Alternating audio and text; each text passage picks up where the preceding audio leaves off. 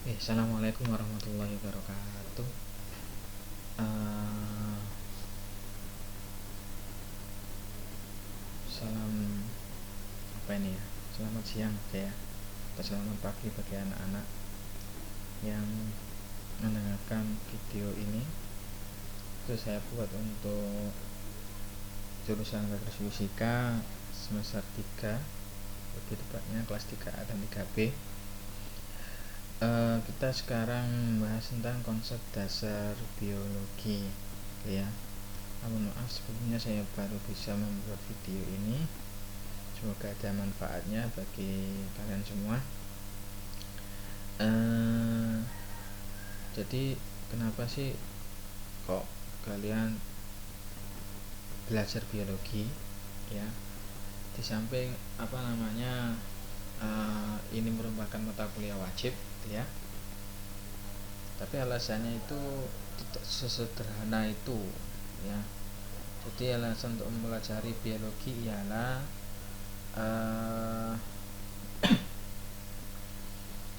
karena kita, ya saya dan kalian yang belajar biologi merupakan makhluk hidup. Nah itu ya, makanya ketika kalian masuk sains ya, masuk ilmu sains, maka biologi juga dipelajari karena juga biologi sebagai ilmu sains ya. Intinya di dunia Islam juga, karena kita di PTKIN itu ya, di IAIN, maka belajar biologi itu menurut saya sendiri lebih ditekankan untuk mengenal Tuhan, mengenal Allah ya. Ini kita belajar biologi itu belajar mengenal Allah ya, seperti yang saya sudah di blog kemarin, menarofa nasau fakat arofa robahu gitu ya. Jadi tidak ada ruginya belajar biologi, meskipun kalian jurusan fisika, tapi sangat menguntungkan sekali belajar biologi. Oke. Nah, yang kali ini kita pelajari biologi tidak seperti itu ya, agak berbeda dengan waktu kalian SMA atau SMP ya. Ini lebih ditekankan dengan kemandirian karena kalian sudah mahasiswa gitu. Nah, oke. Baik, langsung saja ya, kita mulai ke materinya.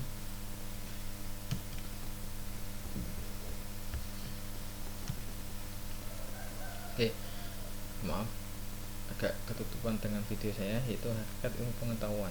Kenapa kok saya bahas hakikat ilmu pengetahuan dulu? Karena biologi itu merupakan ilmu. Jadi apa sih ilmu pengetahuan? Jadi ilmu dimaksudkan sebagai pengetahuan terorganisir.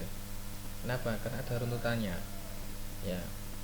Sampai sesuatu itu dikatakan ilmu, itu ada tuntutannya, ada runtutannya ya, organisirnya. Kemudian bersifat dinamis dan sangat berkembang terus. Kemudian istilah sains itu berasal dari bahasa Latin, artinya scientia ya, yang berarti ingin tahu. Secara harfiah sains berarti ilmu pengetahuan. Jadi ilmu pengetahuan sekarang disebut sains. Bagaimana pengetahuan itu dapat diperoleh? Yaitu dengan cara mengumpulkan pengalaman yang didapatkan secara berpikir dan merasa. Berpikir dan merasa itu salah satu bagian yang akan dipelajari di biologi ya. Jadi ciri-ciri makhluk hidup yang sudah pernah kalian dapatkan ialah menanggapi rangsang, merasa juga menanggapi rangsang. Nah, jadi ini ada hubungan apa kaitannya gitu ya. Awal ilmu itu berasal dari pandangan bersifat goib, majis atau sihir dulu, sebelum ada penemuan alat-alat mutakhir ya. Kemudian berkembang pemahaman ajaran agama dan ilmu murni sains. Setelah itu ada ilmu terapang. Kemudian di mana posisinya ilmu biologi? Ternyata biologi sebagai ilmu pengetahuan, yaitu merupakan salah satu dari ilmu tentang alam yang dulu diperintis oleh Aristoteles ya, sebelum Masehi. Dan biologi berasal dari dua kata, yaitu bios dan logos. Yang bios artinya makhluk hidup, logos artinya ilmu. Jadi ilmu yang mempelajari tentang organisme hidup dan interaksinya dengan lingkungan. Jadi di sini belajar biologi ditekankan dengan tidak hanya belajar mengenai organisme hidup, ya, tapi bagaimana organisme itu berinteraksi dengan lingkungannya. Jadi kalau hanya mempelajari organisme hidup tidak ada interaksi dengan lingkungannya, bukan biologi namanya. Karena namanya makhluk hidup pasti berinteraksi dengan lingkungan. Mana yang tidak berinteraksi dengan lingkungan? Tidak mungkin.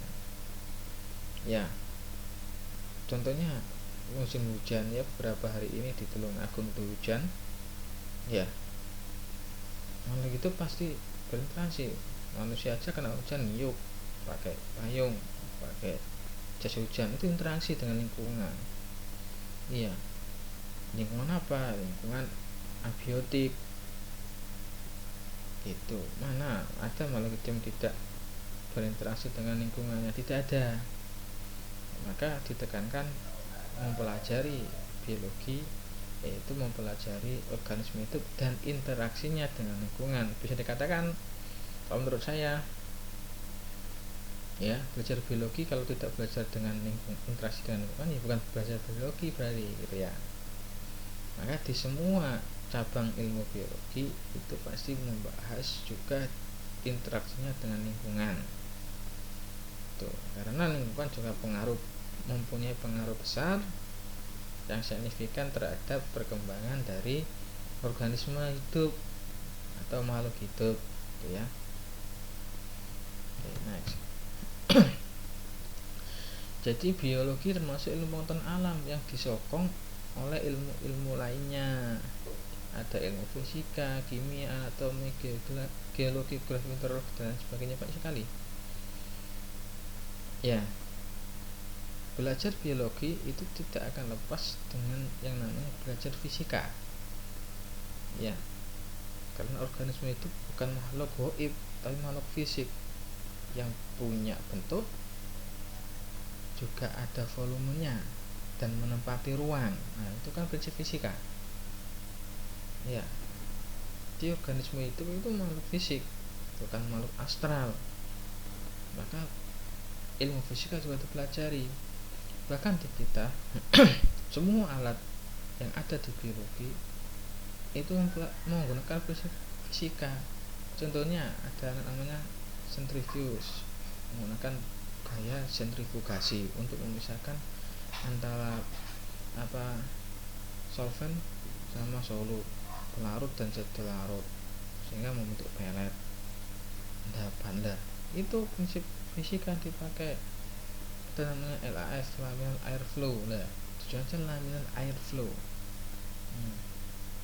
Untuk kerja ada prinsip menggunakan aliran udara, desain sedemikian rupa, dan juga sinar divisi untuk sterilisasi. Itu pakai prinsip fisika. Alat namanya autoklaf untuk sterilisasi basah menggunakan tekanan dan panas. Tekanan fisika, ya. Oke, itu fisika, ya. Nanti ada hubungannya. Kita nggak bisa belajar biologi kalau tidak ada ilmu fisika, gitu ya. Jadi biologi itu ilmu pokok utama tuh. Tidak ada biologi, tidak ada ilmu kedokteran sekarang, tidak ada ilmu farmasi, tidak ada ilmu yang lain. Perkembangan dari cabang ilmu kedokteran, kesehatan masyarakat, perawat, bidan, dan sebagainya tidak akan bisa muncul. Biologi harus muncul pertama kali, ya. Biologi nggak muncul, fisika kimia nggak muncul. Apalagi kimia juga kita nggak akan bisa dengan kimia. Karena kita makhluk organik, organisme itu makhluk organik, makhluk kimia yang terdiri atas senyawa, molekul, ya. Kita kimia, seluruh yang terjadi di dalam tubuh organisme merupakan reaksi kimia. Tidak akan bisa biologi, kimia, fisika itu satu, dan ilmu yang lain juga ditunjang. Tapi pokoknya Geologi, fisika, kimia itu tidak dapat dipisahkan. Tambah matematika untuk penghitungan tidak akan bisa pisah kita itu ya. Jadi jangan kelompokkan ilmu, anak biologi, anak fisika, anak kimia, beda-beda aja, kita sama-sama di bidang sainsnya, dan itu saling menguatkan satu sama lain. Aku ya, bukan cinta segitiga loh ya, biologi, fisika, kimia ya, enggak ya. Oke ya, next. Jadi aspek yang dipelajari di biologi adalah semua yang berhubungan dengan makhluk hidup itu sendiri ya, seperti struktur, fungsi, tumbuh kembang, adaptasi terhadap lingkungan tempat hidup. Kenapa? Karena ada tadi interaksi dengan lingkungan. Dulu ketika kalian masih jadi maba itu kan sempat belajar di Tulungagung tuh, belum cangkep 1 tahun data pandemi, tapi ya kalian pun ada yang dari berbagai daerah di luar Tulungagung. Nah, karena harus pasti itu beradaptasi dulu dengan lingkungan di Tulungagung. Nah, ada yang cepat kerasan, ada yang lama kerasannya gitu ya. Ada yang lama kerasannya, sudah kerasan, pulang lagi karena pandemi. Nah, seperti itu ya. Oke. Kemudian ada juga penggolongan makhluk hidup, taksonomi. Belajar tentang ekologi, sudah habitat, peran dan lingkungannya. Kemudian asal usul makhluk hidup beserta evolusinya. Ya, jadi biologi itu sangat luas sekali dalam pelajari makhluk hidup ya, dari mulai yang terkecil bakteri, bahkan virus, sampai yang besar, apa sekarang besar, paus putih misalkan yang paling besar misalkan gitu ya. Ya, oke. Jadi biologi dibagi-bagi menjadi cabang-cabang ilmu yang lain, seperti zoologi, botani, mikologi, mikrobiologi, virologi. Zoologi itu mempelajari tentang hewan, botani mempelajari tentang tumbuhan, mikologi mempelajari tentang jamur, mikrobiologi tentang bakteri ya, protozoa, fungi, virologi virus, entomologi serangga, genetika, evolusi atau histologi, zoologi, morfologi, biologi, banyak sekali. Ini belum seberapa. Masing-masing kan dibagi lagi. Zoologi ada zoologi, invertebrata, botani, apa, mikologi, mikrobiologi, tambah banyak sekali pembagiannya. Masing-masing ini bonggol ya, masing-masing dari bonggol ilmu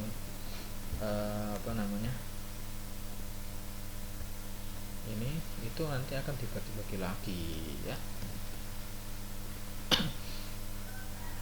Oke. Jika masih bingung, langsung saja berkomentar di Google Classroom atau chat di e-learning. Oke. Nah, ini gambar apakah ini?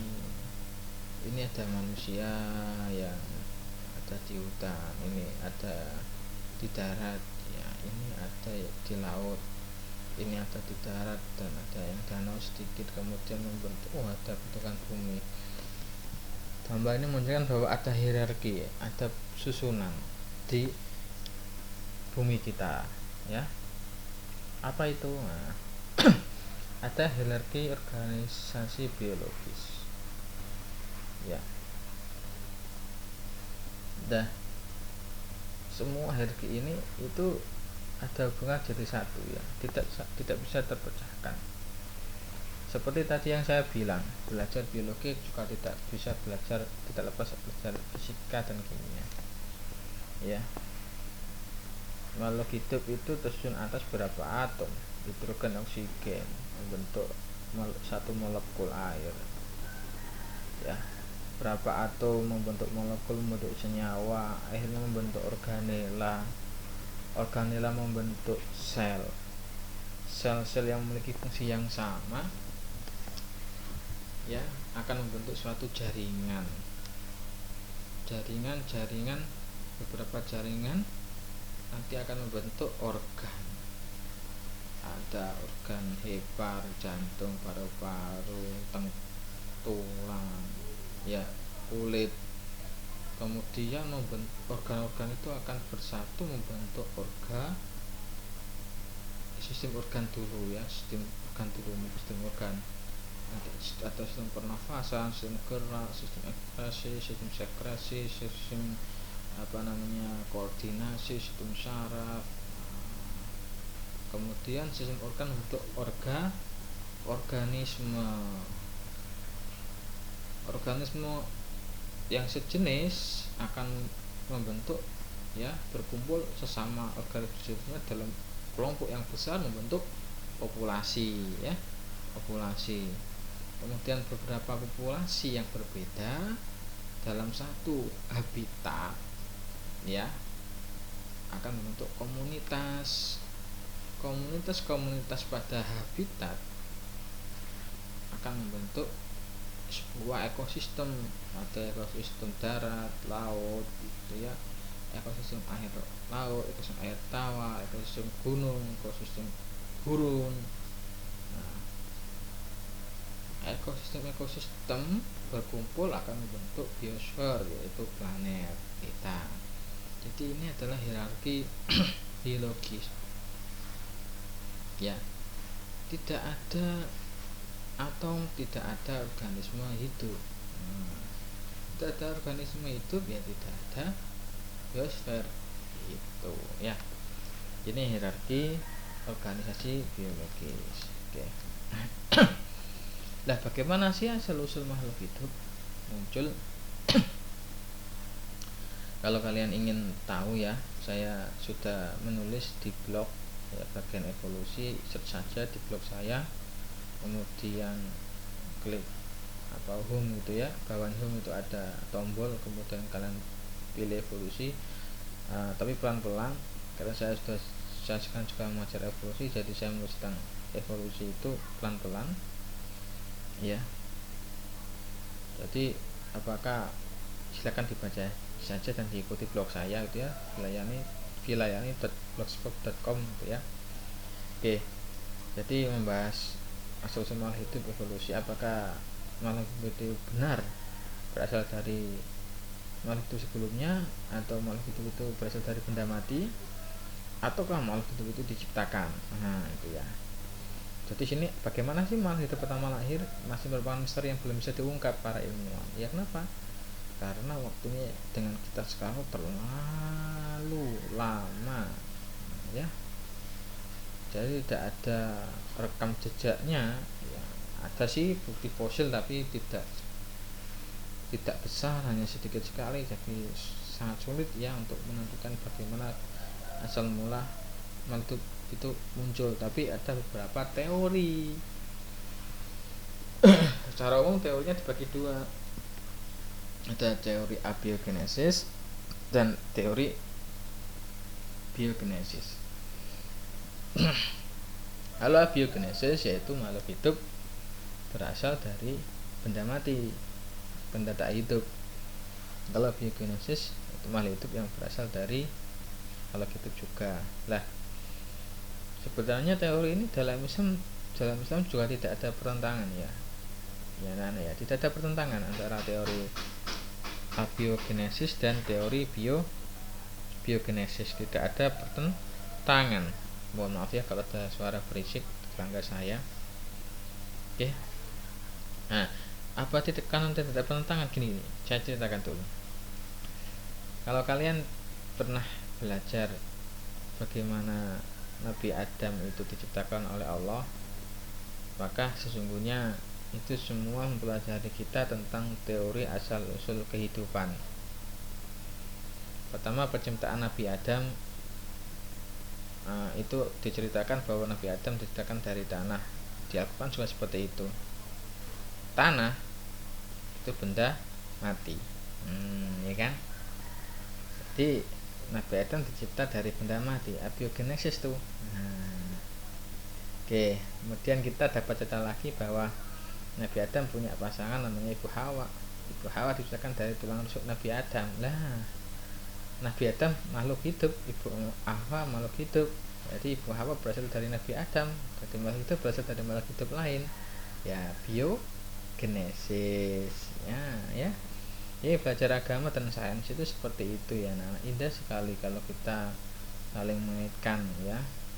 Oke, yang bisa dikaitkan, ya, karena agama juga ada yang bersifat gaib, ya. Allah juga itu maha gaib, Jadi untuk membuktikan secara sains itu juga sulit sekali itu ya. Tapi ada yang bisa dibuktikan kayak ini ya, teori abiogenesis dan biogenesis itu sudah dianut oleh Islam lama sekali ya. Sejak penciptaan Nabi Adam itu sudah ada, bukan teori lagi, itu memang kenyataan gitu ya.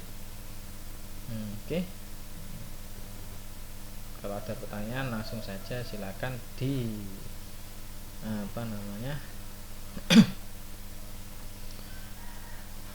ditulis di Google Classroom atau chat e-learning. Oke, lanjut. Nah,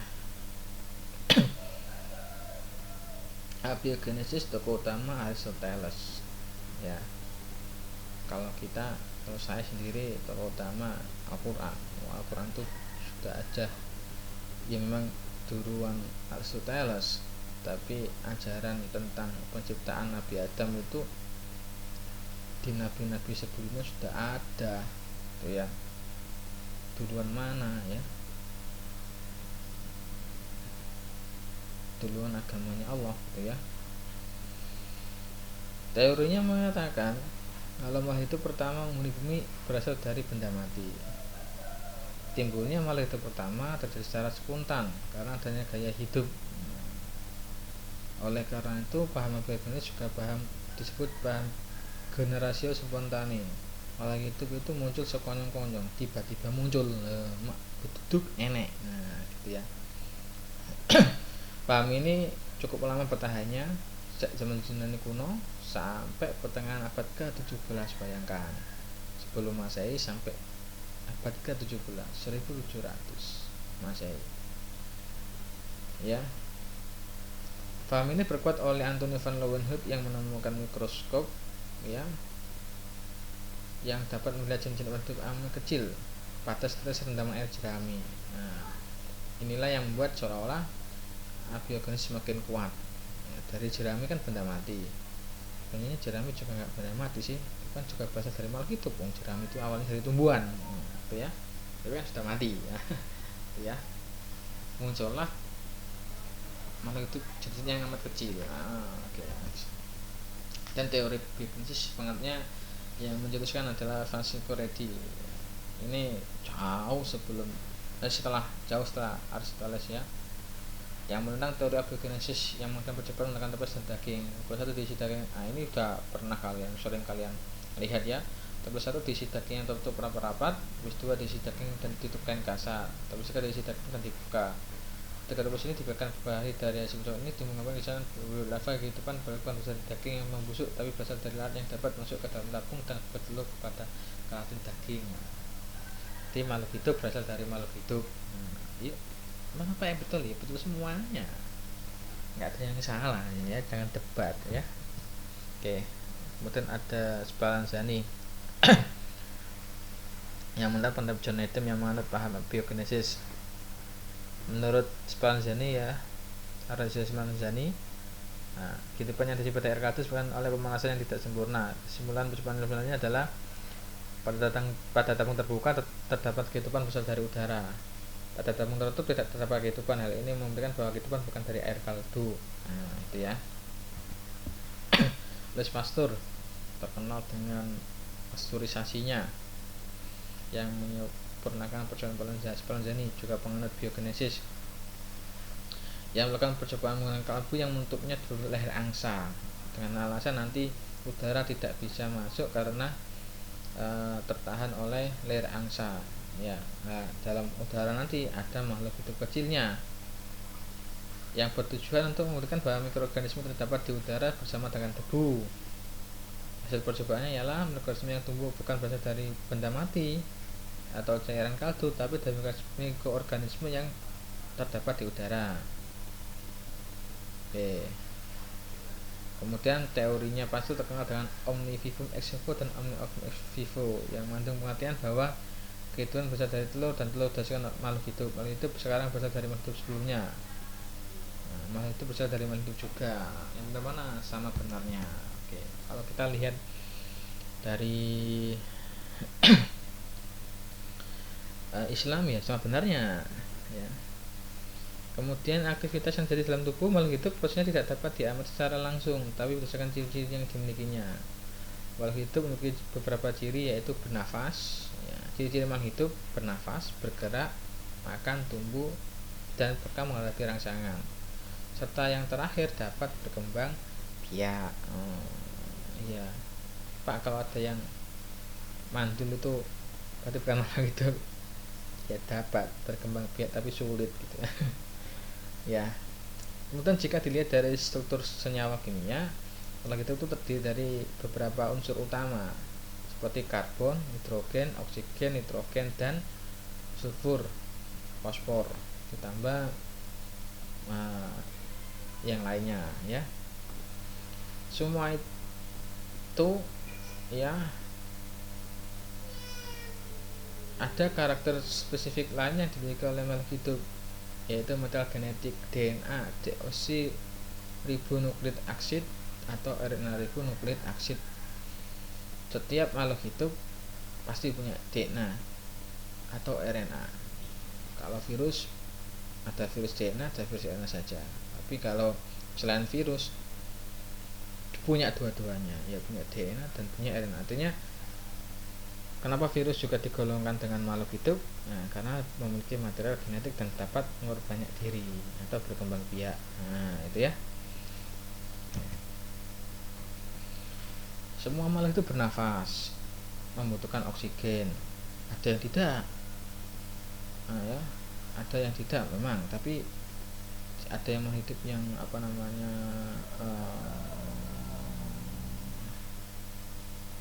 anaerob, itu dia malah membutuhkan, ya, dia menghirup CO2 dan mengeluarkan oksigen. Kayak tumbuhan itu kalau malam hari membutuhkan oksigen, kalau siang hari dia membutuhkan CO2. Itu ya. Jadi bernafas ialah mengambil udara dari luar dan mengeluarkan udara CO2 dari dalam tubuh. Oksigen kalau dalam ilmu biokimia itu dibutuhkan untuk membentuk energi, atau namanya oksidasi. Energi digunakan untuk tubuh bergerak dan aktivitas lainnya. Bergerak juga ciri-ciri dari makhluk hidup. Siapa yang tidak bergerak? Tumbuhan bergerak, tumbuhan bergerak. Ada bakteri bergerak, iya, bakteri juga bergerak. Oke. Bakteri bisa bergerak menggunakan fili, ya, silia itu ya, itu pada bakteri ya. Oke. Ya, makan pasti, siapa yang tidak perlu nutrisi makhluk hidup. Nah, itu ya. Kemudian kemampuan menanggapi rangsang itu juga. Nah, maka makan, nutrisi, kemudian makan, ya, itu tidak ada dalam virus. Jadi virus hanya dikatakan makhluk hidup karena dia bisa memiliki material genetik dan bisa memperbanyak tubuhnya dalam sel inang. Silahkan ikuti blog saya, itu juga ada tentang virus ya. Tumbuh dan berkembang, ya, dari ukuran kecil bertambah sebagai menjadi ukuran besar, dewasa, itu termasuk ciri-ciri makhluk hidup. Dan yang terakhir berkembang biak. Nah, ya, kawin. Ada yang berkembang biakan secara generatif, secara kawin, dan ada berkembang biakan secara vegetatif, yaitu kawin. Nah, tapi dapat berkembang biak.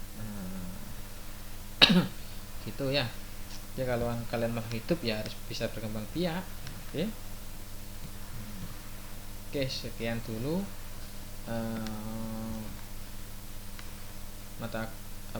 informasi hari ini ya, untuk awal ini. Semoga ada manfaatnya. Kalau ada yang ditanyakan, silakan ditanyakan di Google Classroom atau e-learning ya. Assalamualaikum warahmatullahi wabarakatuh.